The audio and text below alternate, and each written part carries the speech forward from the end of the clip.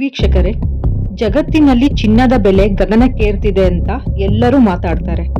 ಆದ್ರೆ ಭಾರತದ ಲಕ್ಷಾಂತರ ರೈತರ ಪಾಲಿಗೆ ಚಿನ್ನಕ್ಕಿಂತಲೂ ಹೆಚ್ಚು ಲಾಭ ಕೊಡ್ತಿರೋ, ಇಡೀ ಜಗತ್ತನ್ನೇ ತನ್ನತ್ತ ತಿರುಗಿ ನೋಡುವಂತೆ ಮಾಡಿರೋ ಆ ಹಸಿರು ಚಿನ್ನ ಅಥವಾ ಕೋಟಿ ಕೊಡುವ ಕಾಯಿ ಯಾವುದು ಗೊತ್ತಾ? ಹೌದು, ಅದುವೇ ನಮ್ಮ ಹೆಮ್ಮೆಯ ಅಡಿಕೆ. ಕೇವಲ ಈ ಒಂದು ಸಣ್ಣ ಅಡಿಕೆ ತುಂಡು ಇಡೀ $1 ಬಿಲಿಯನ್ ಉದ್ಯಮವನ್ನೇ ನಿಯಂತ್ರಿಸುತ್ತೆ ಅಂದ್ರೆ ನೀವು ನಂಬ್ತೀರಾ?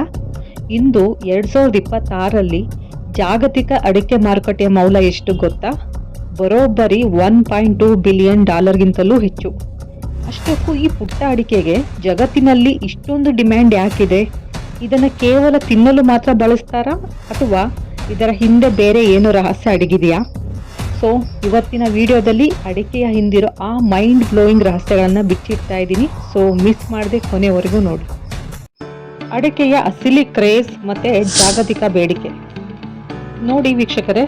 ಅಡಿಕೆ ಅಂದ್ರೆ ಅರಕನಟ್ ಅನ್ನೋದು ಒಂದು ಕೇವಲ ಕೃಷಿ ಬೆಳೆಯಲ್ಲ, ಅದೊಂದು ಎಮೋಷನ್. ಜಗತ್ತಿನ ಒಟ್ಟು ಅಡಿಕೆ ಉತ್ಪಾದನೆಯಲ್ಲಿ ಸಿಂಹ ಪಾಲು ನಮ್ಮ ಭಾರತದ್ದೇ ಆಗಿದೆ. ಭಾರತದಲ್ಲಿ ಸುಮಾರು 7.7 ಲ್ಯಾಕ್ ಹೆಕ್ಟೇರ್ನಷ್ಟು ಹೆಚ್ಚು ಪ್ರದೇಶದಲ್ಲಿ ಅಡಿಕೆಯನ್ನು ಬೆಳೆಯಲಾಗುತ್ತಿದೆ. ಅದರಲ್ಲೂ ನಮ್ಮ ಕರ್ನಾಟಕ ಅಡಿಕೆ ಉತ್ಪಾದನೆಯಲ್ಲಿ ನಂಬರ್ 1 ಸ್ಥಾನದಲ್ಲಿದೆ. ಆದರೆ ನಿಮಗೆ ಗೊತ್ತಾ, ಈ ಬೇಡಿಕೆ ಕೇವಲ ಭಾರತಕ್ಕೆ ಸೀಮಿತವಾಗಿಲ್ಲ. ಇವತ್ತು ಅಮೆರಿಕ, ಯುರೋಪ್ ಮತ್ತೆ ಗಲ್ಫ್ ದೇಶಗಳಲ್ಲೂ ಅಡಿಕೆಗೆ ಭೀಕರ ಡಿಮ್ಯಾಂಡ್ ಸೃಷ್ಟಿಯಾಗಿದೆ. ಅಡಿಕೆಯ ಡಿಮ್ಯಾಂಡ್ ಯಾವುದೇ ಫ್ಯಾಷನ್ ಅಥವಾ ಟ್ರೆಂಡ್ ಮೇಲೆ ನಡೆಯಲ್ಲ. ಇದು ಜನರ ದೈನಂದಿನ ಅಭ್ಯಾಸ ಅಂದ್ರೆ ಹ್ಯಾಬಿಟ್ ಮತ್ತೆ ಸಂಪ್ರದಾಯದ ಮೇಲೆ ನಡೆಯುತ್ತೆ. ಸೊ ಅದಕ್ಕೆ ಜಗತ್ತಿನಲ್ಲಿ ಏನೇ ಆರ್ಥಿಕ ಹಿಂಜರಿತ ಬಂದರೂ ಅಡಿಕೆ ಮಾರುಕಟ್ಟೆ ಮಾತ್ರ ಎಂದಿಗೂ ಕುಸಿಯಲ್ಲ.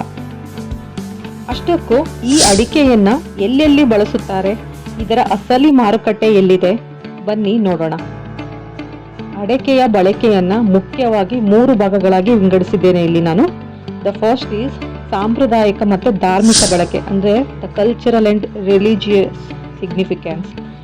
ಭಾರತದಲ್ಲಿ ಯಾವುದೇ ಪೂಜೆ, ಶುಭಾರಂಭ, ಮದುವೆ ಇರಲಿ, ಅಲ್ಲಿ ತಾಂಬೂಲ ಅಂದ್ರೆ ಈ ವೀಳ್ಯದೆಲೆ ಅಡಿಕೆ ತಾಂಬೂಲ ಇಲ್ಲದೆ ಕಾರ್ಯ ಪೂರ್ಣಗೊಳ್ಳೋದೇ ಇಲ್ಲ.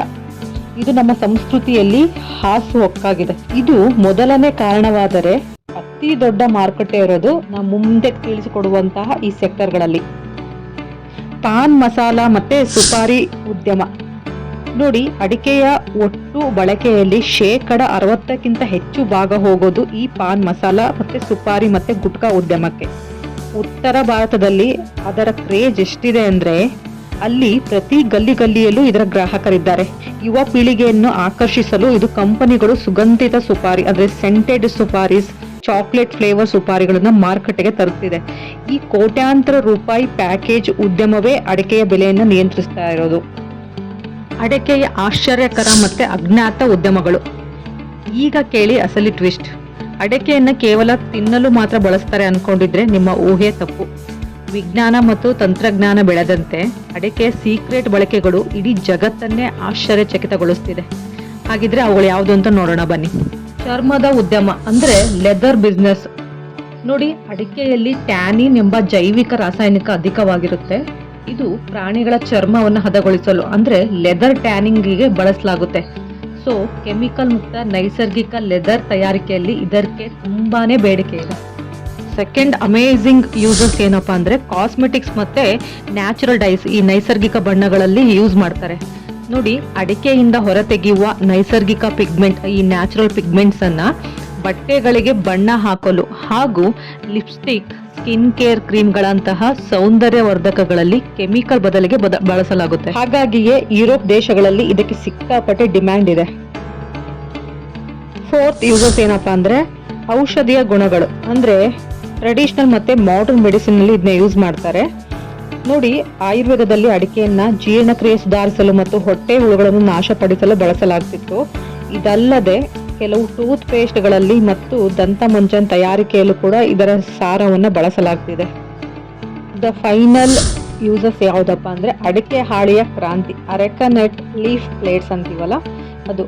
ಅಡಕೆ ಮರದಿಂದ ಉದುರುವ ಹಾಳೆಗಳಿಂದ ತಯಾರಿಸುವ ಈ ಎಕೋ ಫ್ರೆಂಡ್ಲಿ ತಟ್ಟೆ ಕಪ್ಪುಗಳಿಗೆ ಇದೊಂದು ಜಾಗತಿಕವಾಗಿ ಮಾರುಕಟ್ಟೆ ಸೃಷ್ಟಿಯಾಗಿದೆ. ಪ್ಲಾಸ್ಟಿಕ್ ಬ್ಯಾನ್ ಆಗುತ್ತಿರುವ ಈ ಕಾಲದಲ್ಲಿ ಇದು ಪರಿಸರ ಸ್ನೇಹಿ ಉದ್ಯಮವಾಗಿ ಕೋಟಿಗಟ್ಟಲೆ ವಿದೇಶಿ ವಿನಿಮಯವನ್ನು ಗಳಿಸ್ತಿದೆ. ನೋಡಿದ್ರಲ್ಲ ವೀಕ್ಷಕರೇ, ನಾವು ದಿನನಿತ್ಯ ನೋಡುವ ಕೇವಲ ಪಾನ್ ಅಂಗಡಿಯಲ್ಲಿ ಸಿಗುವ ಈ ಒಂದು ಸಣ್ಣ ಅಡಿಕೆಯ ಹಿಂದೆ ಎಂತಹ ಬೃಹತ್ ಸಾಮ್ರಾಜ್ಯ ಅಡಗಿದೆ ಅಂತ.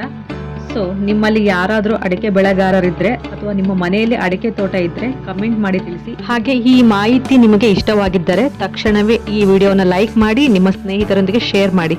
ಇಂತಹದೇ ಮತ್ತಷ್ಟು ಮೈಂಡ್ ಬ್ಲೋಯಿಂಗ್ ವಿಡಿಯೋಗಳಿಗಾಗಿ ನನ್ನ ಚಾನಲ್ಗೆ ಈಗಲೇ ಸಬ್ಸ್ಕ್ರೈಬ್ ಆಗಿ. Thank you so much.